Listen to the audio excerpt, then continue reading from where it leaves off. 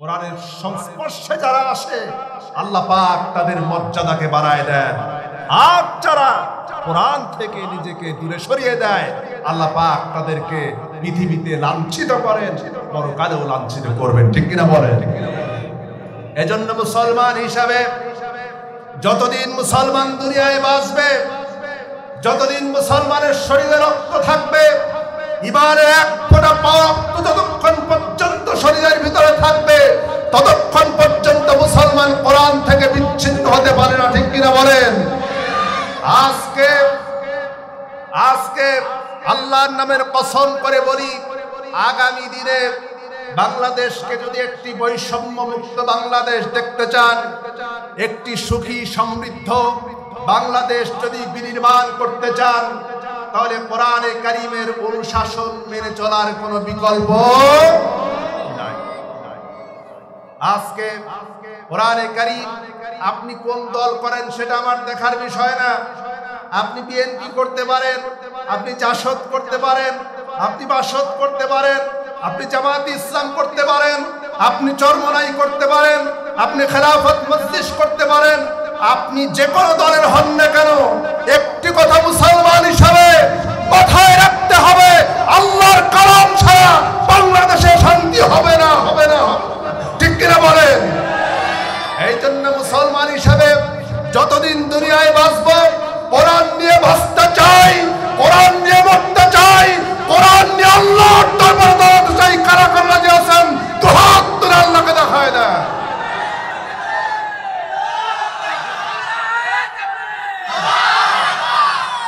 চ্যানেলটি সাবস্ক্রাইব করে আমাদের সঙ্গেই থাকুন। ونعوذ بالله من شرور أنفسنا ومن سيئات أعمالنا، من يهد الله فلا مضل له ومن يضلل فلا هادي له، نشهد أن لا إله إلا الله وحده لا شريك له،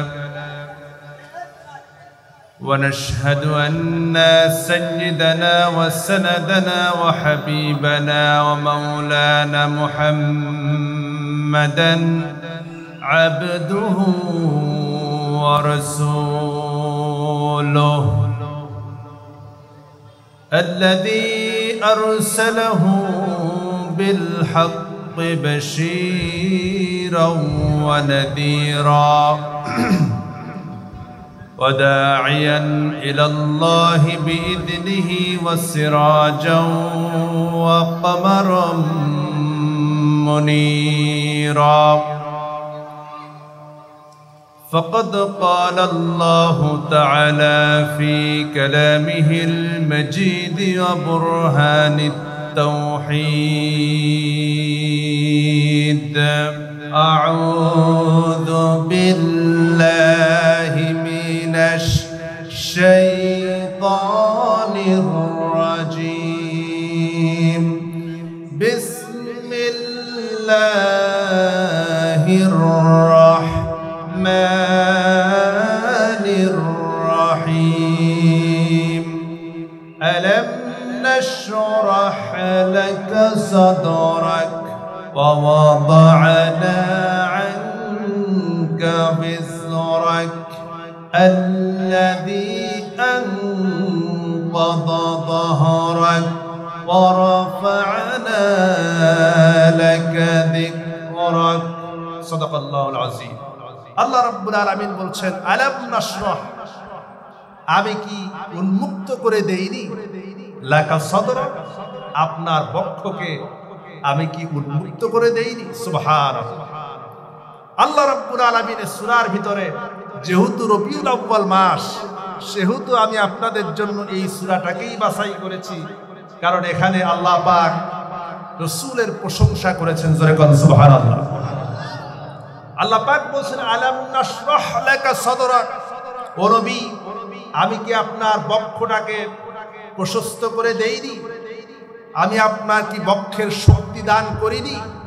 দেখুন, এই পৃথিবীতে মানুষের তিন ধরনের শক্তি আছে। কয় ধরনের? একটা শক্তি হচ্ছে শারীরিক শক্তি। কি শক্তি? শারীরিক শক্তি। আরেকটা শক্তি হচ্ছে মেধার শক্তি, এটাকে বলা হয় ইন্টেলেকচুয়াল পাওয়ার। কি শক্তি? মেধার শক্তি। আর আরেকটি শক্তি হচ্ছে আত্মিক শক্তি, ঈমানী শক্তি। জোরে বলেন সুবহানাল্লাহ। আপনারা বলেন তো এই তিনটা শক্তির ভিতরে সবচাইতে শক্তিশালী কোনটা? হ্যাঁ, ঈমানী শক্তি, অর্থাৎ রূহের শক্তি। যেই রূহের শক্তি সম্পর্কে আল্লাহ পাক তার হাবিবকে বলছেন, আলাম নাশরাহ লাকা সাদরাক, ও নবী আমি কি আপনার বক্ষটাকে প্রশস্ত করে দেইনি ঈমানের জন্য, হিকমতের জন্য? সুবহানাল্লাহ। দেখুন আল্লাহ রাব্বুল আলামিন হযরত মূসা আলাইহিস সালাম, নাম শুনেছেন আপনারা? মূসা আলাইহিস সালাম, আল্লাহ পাক যখন তাকে ফেরাউনের কাছে দাওয়াত দেওয়ার জন্য পাঠালেন, আল্লাহ কি বললেন? ইযহাব ইলা ফিরআউনা ইন্নাহু তাগা। ও মূসা, ফেরাউনের নিকটে যাও, কারণ সে সীমা লঙ্ঘন করেছে, সে সীমা লঙ্ঘনের চূড়ান্ত সীমায় পৌঁছে গেছে, তাকে দাওয়াত দাও। মূসা আলাইহিস সালাম এত বড় বিরাট শক্তি ফেরাউনের, কত বিরাট শক্তি যে সেই সময় মূসা আলাইহিস সালাম মাত্র একা, আর ফেরাউনের তখনও ৮০,০০০ সৈন্য প্রস্তুত আছে। কত হাজার? ৮০,০০০ সশস্ত্র সৈন্যের মোকাবেলা করবেন মূসা আলাইহিস সালাম একা, সঙ্গে কেউ নাই। হযরত মূসা আলাইহিস সালাম বলে, আল্লাহ তুমি আমারে তো পাঠাবা ঠিক আছে, কিন্তু যাব, কিন্তু তার আগে আমার একটা জিনিস দরকার। হযরত মূসা আলাইহিস সালাম ওই সময় দোয়া করেছিলেন, রাব্বি শরহ লি সাদরি ওয়া ইয়াসসির লি আমরি ওয়াহলুল উকদাতাম মিন লিসানি ইয়াফকাহু কওলি। যারা পড়েন আমার সাথে পড়েন, রাব্বি শরহ লি সাদরি ওয়া ইয়াসসির লি আমরি ওয়াহলুল উকদাতাম মিন লিসানি ইয়াফকাহু কওলি।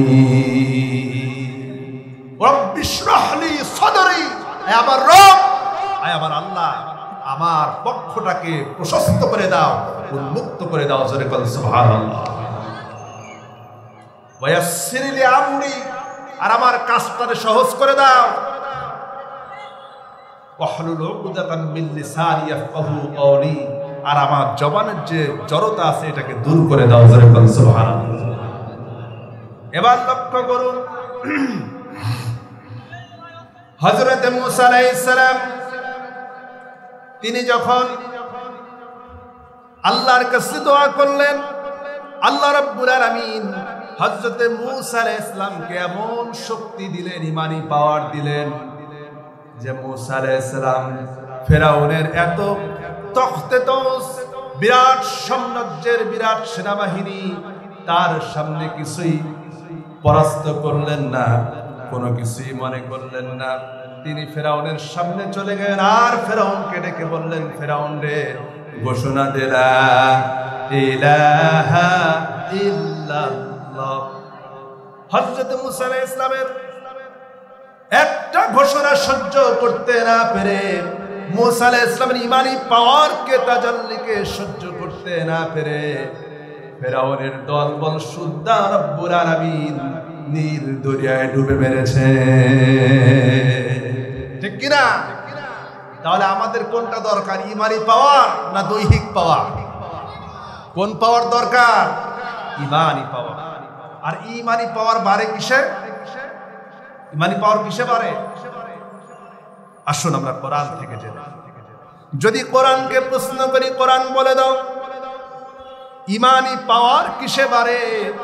কোরআন জবাব দিয়া দিবে ওয়াইদা তুলিয়াত আলাইহিম আয়াতুহু যাদাতুহুম ঈমানান ওয়া আলা রাব্বিহিম ইয়াতাওয়াক্কালুন। আল্লাহু আকবার। চিল্লায় বলেন আল্লাহু আকবার। ইমানি পাওয়ার কিসে বাড়ে? ওয়াইদা তুলিয়াত আলাইহিম আয়াতুহু যাদাতুহুম ঈমানা। যখন আমার মুমিন বান্দাদের সামনে যখন কোরআনে কারীম তিলাওয়াত করা হয়, কোরআনের কথা বলা হয়, আমি আল্লাহ রাব্বুল আলামিন তাদের ঈমানকে বৃদ্ধি করে দেই। জোরে বলেন সুবহানাল্লাহ। আর ঈমানি পাওয়ার এটা এমন একটি পাওয়ার যার সামনে পৃথিবীর কোনো কিছুই টিকতে পারে।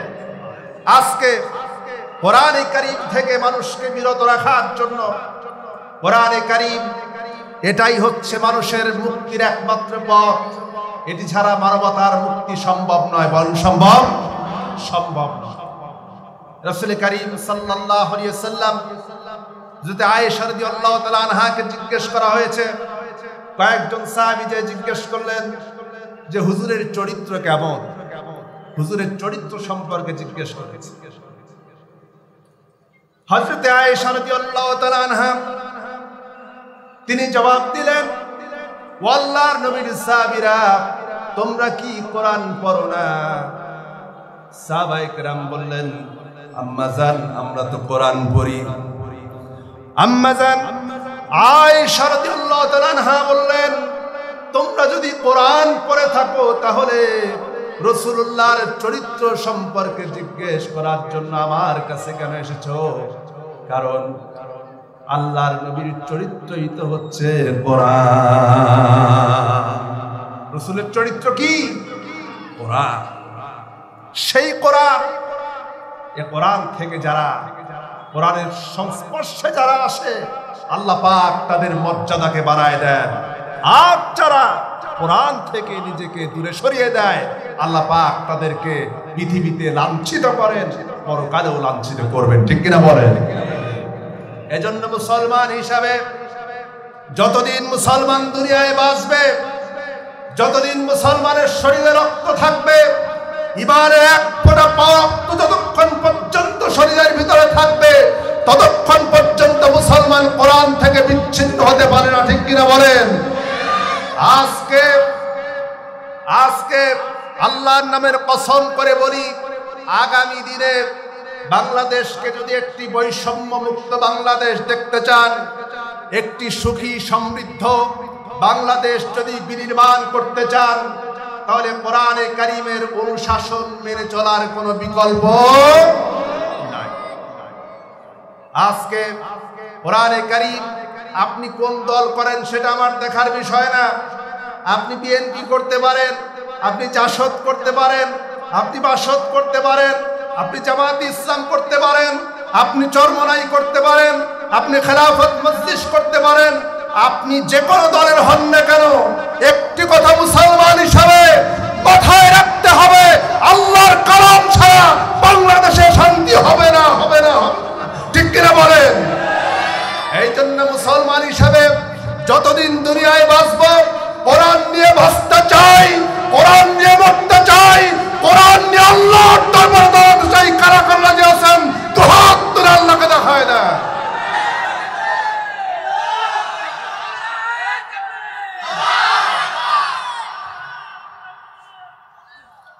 আল্লাহ কবুল করবেন, আমিন। সুতরাং কোরআনে কারীম ছাড়া মুক্তির কোনো উপায় আছে না। এবার আসেন, আমরা বলছিলাম আলাম নাশরাহ লাকা সাদরাক, মনে আছে না? আল্লাহ পাক বলছেন, হে রাসূল, আমি কি আপনার বক্ষটাকে প্রশস্ত করে দেইনি? অথচ অপর দিকে খুব ভালো করে বোঝেন, একদিকে মুসা আলাইহিস সালাম আল্লাহর কাছে দোয়া করতেছেন, আল্লাহ আমার বক্ষটাকে প্রশস্ত করে দাও, ঈমানের নূর দ্বারা ভরে দাও। আর আল্লাহ নবীকে কি বলছেন? যে আমি তো আপনার বক্ষকে অবশ্যই প্রশস্ত করে দিয়েছি। সুবহানাল্লাহ। এই জন্য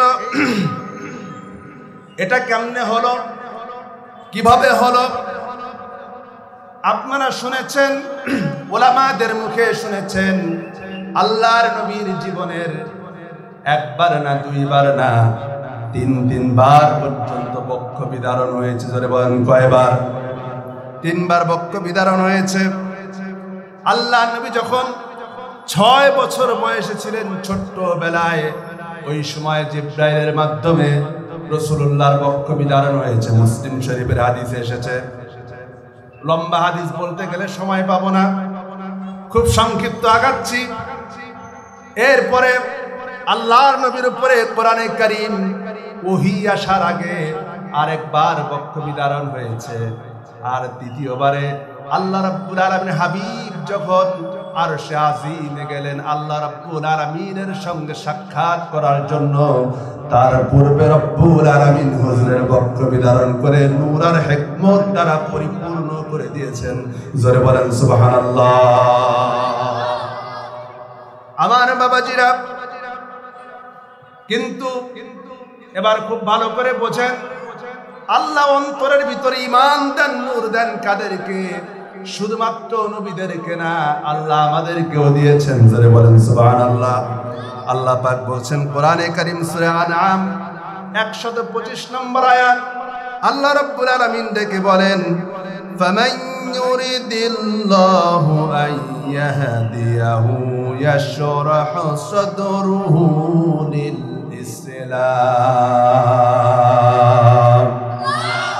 আল্লাহ পাক বলেন, আল্লাহ রাব্বুল আলামিন যেই সকল বান্দার জন্য কল্যাণ চান, যে সকল বান্দাকে ইসলামের জন্য মনোনীত করেন, রব্বুল আলামিন তাদের পক্ষকে ইসলামের জন্য উন্মুক্ত করে দেন। সুবহানাল্লাহ বলবেন না? আরো জোরে বলেন সুবহানাল্লাহ। অর্থাৎ আল্লাহ যাদের কল্যাণ চান, আল্লাহ রাব্বুল আলামিন যাদেরকে ইসলামের জন্য কবুল করেছেন, হেদায়েতের জন্য কবুল করেছেন, তাদের পক্ষকে ইসলামের জন্য কি করে দেন? উন্মুক্ত করে দেন। সুবহান। আর যাদের কপালে হেদায়েত নাই, তাদের সম্পর্কে আল্লাহ পাক বলছেন, ওয়ামান ইউরিদ আন ইউদিল্লাহু ইয়াজআল সাদরুহু দায়িকা। আল্লাহ পাক বলেন, আর যাদের কপালে হেদায়েত নাই, যাদের কপালে হেদায়েতের নূর নাই, ইসলামের নূর যাদের কপালে নাই, তাদের অন্তরটাকে রব্বুল আলামিন সংকুচিত করে দেন, সংকীর্ণ বানায় দেন। এই জন্য দেখবেন ঈমানদারদের হৃদয় হয় সবসময় বড় হয়। কি হয়? ঈমানদার হৃদয় কি হয়? বড় হয়, সংকীর্ণ মনতা থাকে না। আর যারা কাফের, আল্লাহকে বিশ্বাস করে না, রাসূলকে বিশ্বাস করে না, দ্বীনকে বিশ্বাস করে না, তাদের হৃদয়টা হয় কি? সংকুচিত। তারা একটু সাইকেলের টায়ার বাস্ট হলে পরে চিত হয়ে পড়ে যায়। ঠিক কি রাখো? আর কিন্তু ঈমানদার তো মর্দে মুজাহিদ, সেই ঈমানদার কিসের সাইকেলের টায়ার বাস্ট, বোমা যেখানে বাস্ট হয়, ঈমানদার সেই দিকে লক্ষ্যবস্তু ভেদ করে এগিয়ে যায়। আমার কোন মুসলমান ভাই আঘাতপ্রাপ্ত হয়েছে কিনা? ঠিক কিনা? কিন্তু আজকে সেই ঈমান আমাদের আছে? আজকে তো যখন মাহফিলে যখন আসে, হুজুরের সামনে যখন বসি, তখন মনে হয় ঈমানে একদম খুব পাকাপোক্ত ঈমানদার, কিন্তু যদি ময়দানে ডাক দেওয়া হয় তখন আর খুঁজে পাওয়া যায়। ময়দানে ডাক দেওয়া কি? সামনে সময় আসতেছে, এমন ঈমানদার পাওয়া যাবে সমাজের ভিতরে, ইসলাম বিরোধী শক্তিকে সিল মারবে 500 টাকার বিনিময়ে। বললাম না, যারা ইসলাম চায় না, দ্বীন চায় না, কোরআন চায় না, আল্লাহর জমিনে আল্লাহর দ্বীন প্রতিষ্ঠিত করতে চায় না, তাদের কাছে ভোটটা বিক্রি করবে। ভোট বিক্রি করবে না, ঈমান বিক্রি করবে। কি বিক্রি করবে? ঈমান বিক্রি করবে। মাত্র 500 টাকার বিনিময়ে ঈমান দিয়া দিবে, যাও আমার ঈমান তোমারে দিয়ে দিলাম। এরকম মুসলমান আছে না নাই? আমার বাবাজিরা, এবার আসুন 2 নম্বর আয়াতে চলে যাই। আল্লাহ রাব্বুল আলামিন এরপরে বলছেন, ওয়াদা'না আনকা বিজরাক الذي أنقض ظهرك আল্লাহ পাক বলছেন নবী আমি কি আপনার বোঝাকে হালকা করে দেইনি সুবহানাল্লাহ বলেন এবং যেই বোঝা আপনাকে কুজু করে দিচ্ছিল এজন্য দেখুন আল্লাহ রাব্বুল আলামিন এই বোঝা হালকা করা বলতে কি বুঝিয়েছেন সূরা ইনশিরাহের আগের সূরা হচ্ছে সূরা দুহা সূরা দুহা যদি আপনি পড়েন তখন দেখবেন আল্লাহ পাক বলছেন আলাম ইয়াজিদকা ইয়াতীমান ফাআওয়া ও নবী আমি তো আপনাকে এতিম অবস্থায় পেয়েছিলাম আর এতিম অবস্থায় পাওয়ার পরে আমি আপনাকে আশ্রয় দান করেছি নবীজি ছিলেন এতিম অবস্থায় আর সেখান থেকে রব্বুল আলামিন তাকে আশ্রয় দান করেছে ওয়াজাদাকা দাল্লান ফাহাদা ওয়াজাদাকা আইলান ফাআগনা আল্লাহ পাক বলেন নবী আমি আপনাকে পথ হারা পেয়েছি আপনি তো জানতেন না হেদায়াত কারে বলে ঈমান কারে বলে নূর কারে বলে এটা তো জানতেন না আমি আল্লাহ পাক আপনাকে হেদায়াত দিয়েছি সঠিক পথের দিশা দিয়েছি আপনি তো পথ হারা ছিলেন আল্লাহ পাক এরপরে কোরআনে কারিমে অন্য জায়গায় বলছেন ওয়াকাযালিকা আওহাইনা ইলাইকা রূহাম মিন আমরিনা মা কুনতা তাদরি মাল কিতাবু ওয়ালাল ঈমান ওয়ালাকিন জাআলনাহু নূরান নাহদি বিহি মান নাশাউ মিন ইবাদিনা ওয়া ইন্নাকা লাতাহদি ইলা সিরাতিম মুস্তাকিম আল্লাহ পাক বলেন ওয়াকাযালিকা আওহাইনা ইলাইকা রূহাম মিন আমরিনা ও নবী এভাবে করে আমি আপনার উপরে ওহী করেছি মা কুনতা তাদরি মাল কিতাব ওয়ালাল ঈমান আপনি তো জানতেন না ঈমান কারে বলে কিতাব কারে বলে এ সম্পর্কে আপনার কোনো জ্ঞান ছিল না এই রূহ বলতে রূহাম মিন আমরিনা এই রূহ বলতে কোরআনকে বোঝানো হয়েছে কি বোঝানো হয়েছে রূহ বলতে কি বোঝানো হয়েছে এখানে কোরআনকে বোঝানো হয়েছে এই যে আমি মানুষ আমার দেহটা বেঁচে আছে আমি যে বেঁচে আছি কিসের কারণে আমার ভিতরে কি আছে হ্যাঁ নবীজিকে প্রশ্ন করা হয়েছে ইয়াসআলুনাকা আনির কুলির রূহি মিন আমরি রাব্বি নবীজিকে প্রশ্ন করা হয়েছে ও নবী রূহ কি জিনিস এই যে রূহের কারণে মানুষ বেঁচে আছে রূহটা কি জিনিস নবীজি বলেছেন আল্লাহ পাক বলেন নবী আপনি বলে দিন এই রূহটা হলো আমি আল্লাহর পক্ষ থেকে একটা আদেশ সুবহানাল্লাহ রূহটা কি এটা যদি এখন চলে যায় বাঁচবো আমি যদি এই মুহূর্তে যদি আমার ভিতর থেকে রূহটা চলে যায় তাহলে এক সেকেন্ডেরও কোনো ভরসা আছে কোনো ভরসা নাই তাহলে একটা রূহ আমার শরীরকে বাঁচায় রাখতেছে ঠিক কিনা বলে রূহ যখন চলে যাবে আপনার অক্সিজেন বন্ধ হয়ে যাবে চোখটা বন্ধ হয়ে যাবে হার্ট কাজ করা বন্ধ করে দেবে সবকিছু অকেজ হয়ে যাবে কোনো কিছুই কাজ করবে না অনুরূপ ভাবে যেমন আপনার একটা রূহ আপনার শরীরকে বাঁচায় রাখে অনুরূপ ভাবে কোরআন হচ্ছে আর একটা রূহ একটা হচ্ছে দেহকে বাঁচায় আর কোরআন নামক যে রূহটা আল্লাহ পাক দিলেন এই রূহটা মানুষের ঈমানকে বাঁচায়া দেয় তার ঈমানদাররা কয়টা রূহের অধিকারী জোরে বলেন কয়টা একটা রূহ কি করে একটা রূহ শরীরকে বাঁচায় আর একটা রূহ ঈমানকে বাঁচায় বুঝতে অসুবিধা হইল আপনাদের? তাহলে যেই রূহটা শরীরকে বাঁচায় ওইটা আল্লাহর আদেশ, আর যেটা ঈমানকে বাঁচায় সেটার নাম কোরআন। এই জন্য যেই ব্যক্তি ঈমানদার হবে এবং ঈমানকে বাঁচানোর জন্য কোরআনকে গ্রহণ করবে এবং এই দুইটা রূহের সমন্বয় যে করতে পারবে, কিয়ামতের দিন আল্লাহ রাব্বুল আলামিন তার জন্য রেখে দিয়েছেন জান্নাত। সুবহানাল্লাহ। তার জন্যই জান্নাত যে দুটি রূহের হেফাজত করতে পারে একসঙ্গে, ঠিক কি না? এবার আসেন, আল্লাহ রাব্বুল আলামিন তার নবীকে আরো বলছেন, فَأَمَّا الْيَتِيمَ فَلَا تَقْهَرْ وَأَمَّا السَّائِلَ فَلَا تَنْهَرْ وَأَمَّا بِنِعْمَةِ رَبِّكَ فَحَدِّثْ। নবীকে আগের কথাগুলি স্মরণ করায় দেওয়ার পরে আল্লাহ পাক বলছেন, নবী আপনি এখন ফাম্মাল ইয়াতীমা ফালা তাকহার, খবরদার এতিমের সঙ্গে খারাপ ব্যবহার করবেন না। ওয়াম্মাস সাইলা ফালা তানহার, আর ভিক্ষুককে ধমক দিও না, তাকে তাড়ায় দিও না। আর আপনি সব সময় আপনার রবের প্রশংসা করুন, যেহেতু আপনার কিচ্ছু ছিল না, আল্লাহ পাক আপনাকে দিয়েছেন। এমন একটি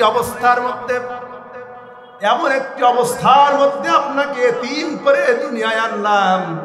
দুনিয়া আনার পরে শুধু তাই না, কোরআন দিলাম, হেদায়েত দিলাম, নূর দিলাম, অবস্থা ভালো করলাম। শুধু তাই নয়, মদিনা মুনাওয়ারার প্রেসিডেন্ট পর্যন্ত আপনারে বানায় দিলাম।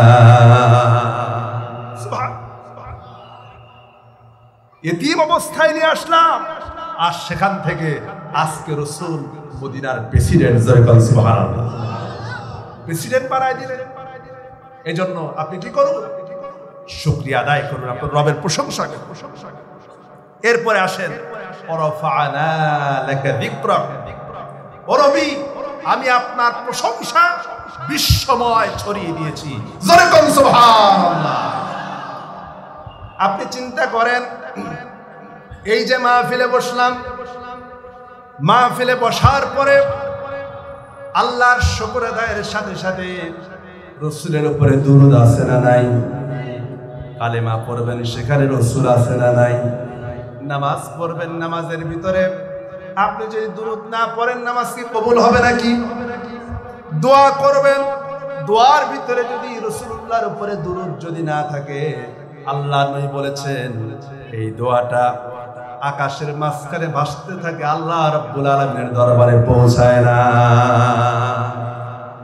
কোন বান্দা যখন মুহাব্বতের সাথে অন্তর থেকে, হৃদয়ের গভীর ভালোবাসা থেকে কেউ যদি একটা বার রাসূলুল্লাহর প্রতি দুরূদ পড়ে, আল্লাহ রাব্বুল আলামিন তার আমলনামায় 10টা নেকি লিখে দেন, 10টা গুনাহকে মাফ করে দেন, আর 10টা মর্যাদাকে রব্বুল আলামিন বৃদ্ধি করে দেন।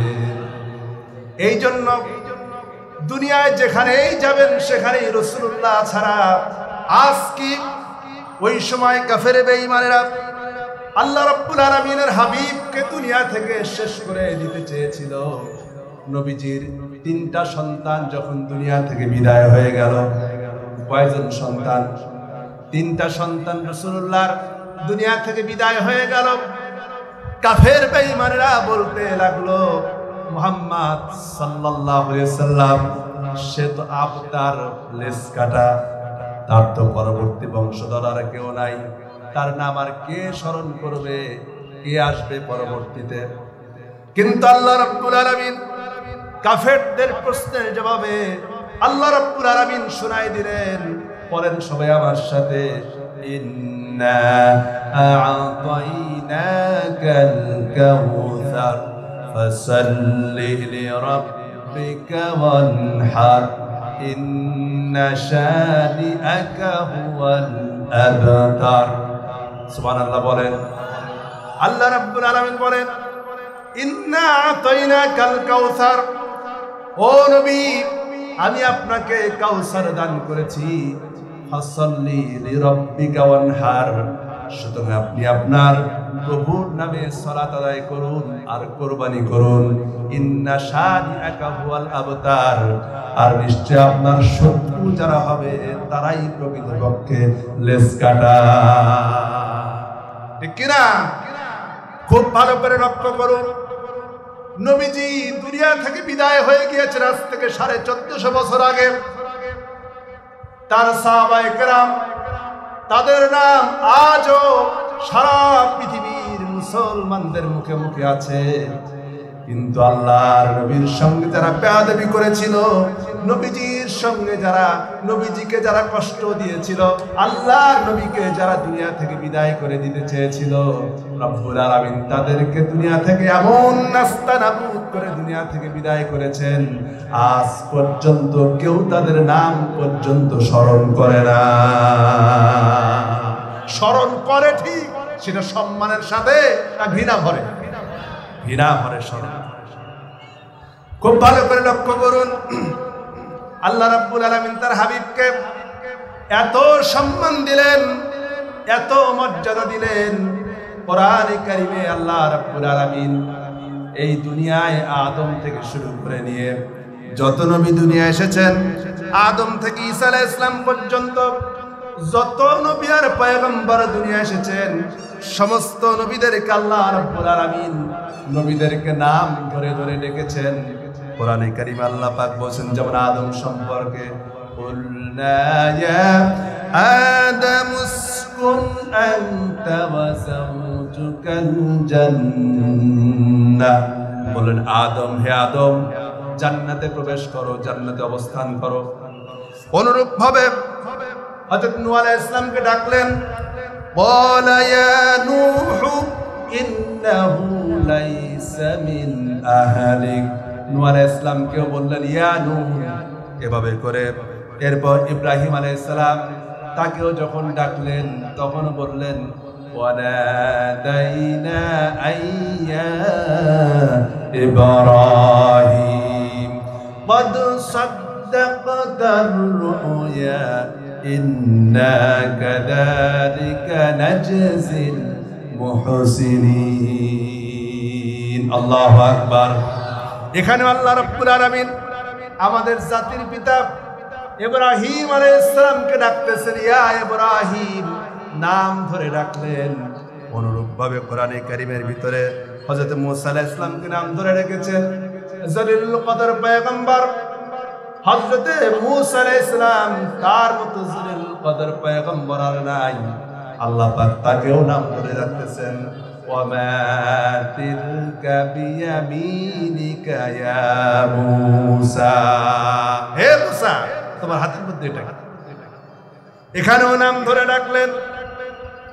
অনুরূপ ভাবে হারুন আলাইহিস সালাম, ইয়াহইয়া আলাইহিস সালাম, জাকারিয়া আলাইহিস সালাম, ঈসা আলাইহিস সালাম, সমস্ত নবীদেরকে আল্লাহ রাব্বুল আলামিন কোরআনে কারীমের মধ্যে নাম ধরে ধরে ডেকেছেন। কিন্তু আমার আপনার হাবিব বিশ্ব নবী জনাব মুহাম্মদুর রাসূলুল্লাহ সাল্লাল্লাহু আলাইহি ওয়াসাল্লামকে যখন ডাকার প্রয়োজন হয়েছে, পুরা কোরআনে কারীমের ভিতরে একটা জায়গা আপনি ইয়া মুহাম্মদ এই শব্দটা পাবেন না।